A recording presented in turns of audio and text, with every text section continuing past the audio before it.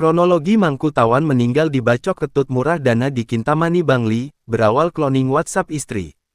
Kasus pembunuhan yang terjadi di pemandian air hangat di Banjar Toya Bungkah, Desa Batur Tengah, Kecamatan Kintamani, Bangli jadi sorotan.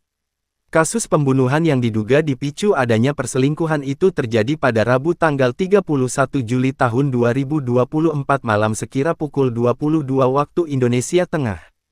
Korban pembunuhan bernama Ketut Sudiarta alias Mangku Tawan, 45, asal Banjar Yepanes, Desa Songan A, Kintamani. Sementara pelaku pembunuhan bernama Ketut Murah Dana, 47, asal Banjar Dalem, Desa Songan B, Kintamani. Diketahui pelaku pembacokan merupakan pemilik dari salah satu villa mewah di Kintamani dan pengelola rumah kosan. Sementara korban merupakan seorang petani.